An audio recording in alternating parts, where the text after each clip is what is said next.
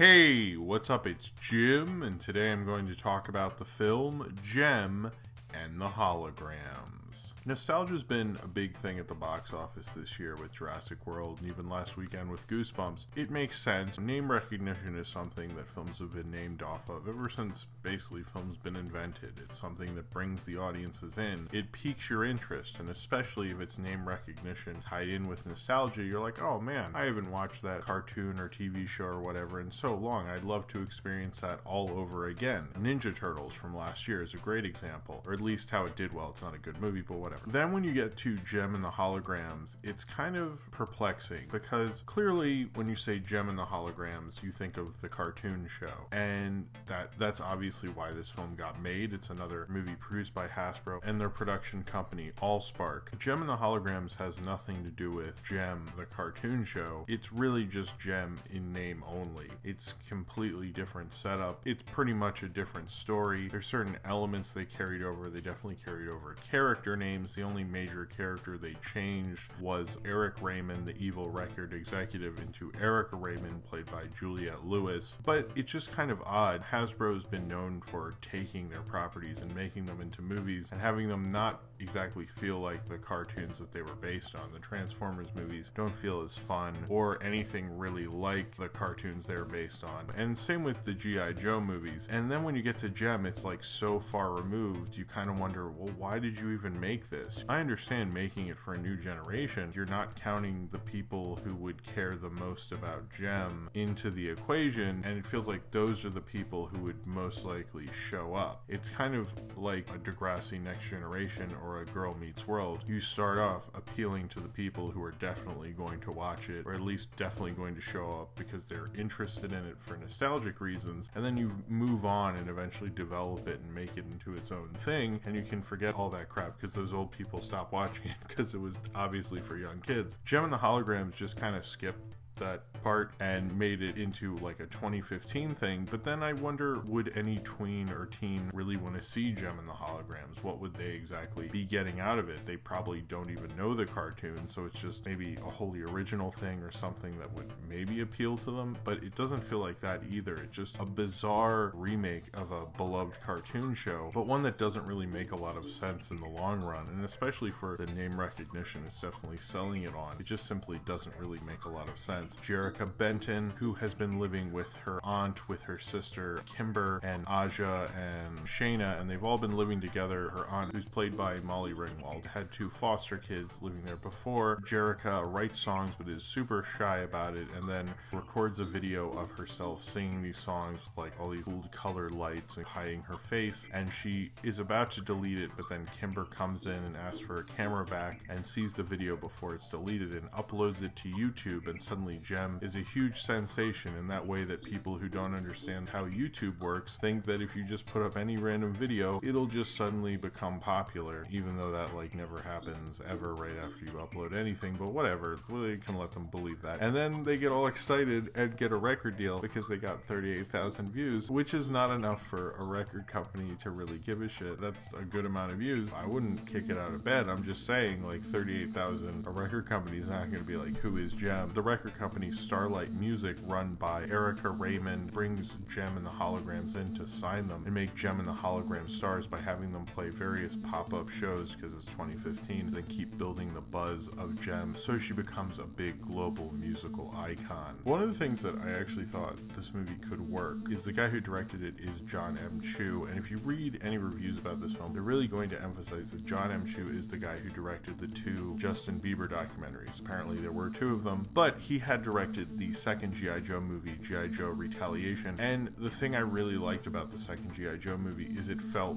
more like the cartoon than any of the other Hasbro adaptations, particularly when you have a bunch of ninjas fighting on bungee cords off the side of a mountain, and it actually has a good playful visual energy, which this movie doesn't use at all. If you look at the original cartoon, all of the music videos had such an amazing kind of surrealist quality to them, kind of like a Bugsley Berkeley musical musical number. Not as good as a Bubsy Berkeley musical number, but the theory's still there, so I'm going with it. But the point is in a Bubsy Berkeley musical number, they would be like, this is a stage production, and then there'd be all these cuts and elaborate sets, and it would keep going and going and going, and then it would end, and they'd still be on the stage. And for some reason, people bought it, but it was totally surreal and bizarre because that would never happen. And in Gem music videos, suddenly like all these crazy shots that could never be achieved by live action film would happen, and it would cost like $100 million to make some of these music videos at the time. Now you could feasibly do that and give it kind of a really cool energy to it. And Gem and the Holograms doesn't do that at all. It doesn't take advantage of the fact that Gem always had cool music videos. In fact, Gem the cartoon had a great reputation as being the cartoon that was actually for girls that boys would actually watch as well, because it had a great kind of soap opera energy to it. And this movie doesn't. This movie doesn't have a soap opera energy. It doesn't get the surreal qualities at all. It just kind of gets the basic idea of that she was a girl who writes music, but it doesn't even get into that when she turned into Gem, it was like this hologram, thus why they're called Gem and the Holograms, but they completely changed Synergy into this little robot that is like a key to find her dead father and stuff. They kept the dead father at least. It really doesn't have any of the things that made Gem fun,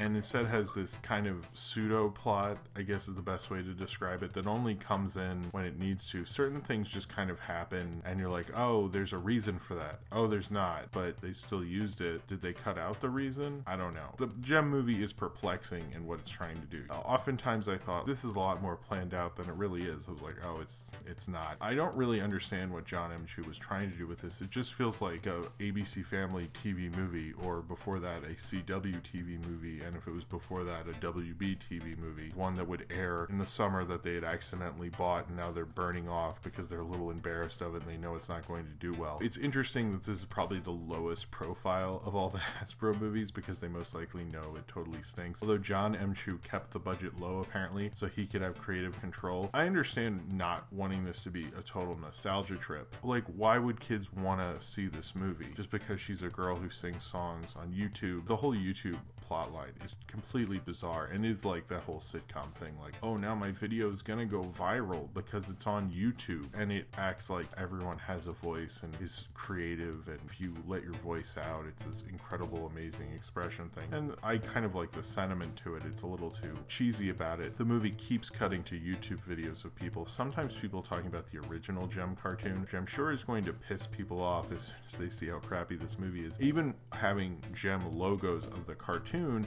in back of them, or wearing shirts of the Gem cartoon. It's truly outrageous. And they do make a few references, like I think someone says is truly outrageous. And at one point, the guy who plays Rio goes like, I mean, Gem has all these things. She has like glamour, glitter, fashion, and fame. The Misfits weren't in it at all, which I knew beforehand, but I think the thing about Gem and the Holograms is that it's kind of like Empire is now, where it's a ridiculous soap opera, but in Gem it would just keep hitting you and going and going and going with all this ridiculousness and these plot lines, and they'd always have to play at some like record store opening that would suddenly make their album go to #1, even though that made no sense, but you were kind of with it because you love the whole soap opera drama energy to it. And this is just kind of boring, humble soap opera, which humble soap opera just doesn't work. Soap opera, it's like you go big or you go home, and Gem and the Holograms wasn't going full in. It was trying to appeal to 2015 kids by leaving out the very people who like Gem, who are by default probably older since this show is 30 years old. And it's just an odd movie because I understand the updateness of it, but why change Gem's backstory? Why is she not changing into Gem through Synergy? Synergy's this other thing. It's probably of the Hasbro adaptations that will probably be the least remembered, because the whole time I was watching it, I was just like, what exactly is this? And clearly no one wanted to see it, because the only other person in the theater with me was a homeless guy who I'm pretty sure slept through it. But it was odd coming to the theater. I was like, someone else is here, right? Someone's gonna show up? Oh, just me and this homeless guy? It might do better on DVD, and some kids, it might mean something to them. It might be a big movie for them, much like a lot of movies that bombed completely in the 80s were for me. I think when they get older, they'll realize that this movie isn't very good. It has a plot that's nonsensical. It does have a pretty good performance from Juliette Lewis. I actually liked her quite a bit. They weren't Jerrica Benton or Kim. Actually, I thought they did Kimber pretty well, but they didn't even really try to do Gem and the Holograms. They just kind of used it as a basic outline to do something else, but then why make a Gem and the Holograms movie? The idea to change an adaptation. But when I'm watching it, I was like, I don't like this anymore at all. I think this is horrible. This is probably the worst version of a reboot update version of a past property, because it just completely misses the point of the original property, thus like kind of negating the whole point of rebooting it. You have to really get into what made it interesting in the first place, and Gem and the Holograms just completely ignores it. If you look at the Planet of the Apes movies, they understood what made the original Planet of the Apes movies interesting, and thus their Planet of the Apes movies can respect the property and do something wholly original. And Gem and the Holograms is just like, well, we just want to do something wholly original, and you're just like, oh, okay, but this thing that's wholly original, you guys don't have really the chops to pull it off. I never expected this movie to be that good, and I knew most of these things were not going to be in it, and they made these major changes. But while watching Gem and the Holograms, it was quite clear that they just wanted to skip ahead and make this modern update and have kids fall in love with it. They weren't really thinking about making a film that made any sort of logic or was enjoyable really on its own. If I hadn't seen anything about Gem and the Holograms, this would just be a bad, disorganized kind of movie with a little robot that looked like he was from Earth to Echo. And instead, it's not only a not very good teen movie, but it's an adaptation to a cartoon I really liked as a kid. It's kind of like two horrible things mixed together to make one extra horrible version of a movie that could have been a lot more promising. I still think Gem and the Holograms, we got someone who could really embrace the kind of show that it was, its whole soapiness, its bizarre music videos, or even do modern updates of the old songs or something like that, because the songs were pretty crappy and just kind of like typical crap you'd hear on the radio or in the radio in the supermarket, and I'd ignore and go, oh, this is modern music. I think there could be a cool Gem movie, but this really is not the cool Gem movie. This is like the Masters of the Universe movie, where they had to make a ton of sacrifices to make it work as a movie, but instead they chose to do all this for artistic reasons, and it kind of becomes even more bullshit because you don't have like an earnest story about how they were trying to get it to work. You just have a bunch of stupid ego that completely failed them. That's kind of a lot worse, and even goes against the whole idea of the movie of being true to yourself, because I think these people weren't even really true to the real selves of the property that they were adapting. They were just true to their stupid egos, which is probably a message this movie should have given you as well. Instead, they just want to give you the bloatedness of free expression that acts like it's some sort of genius, but then just completely shovels you disposable pop crap. So if you have seen Gem and the Holograms and you would like to talk about it, then comment below in the comments and subscribe if you would like to. Hey, what's up? It's Jim, and today I'm Jim and Gem. Okay, sorry.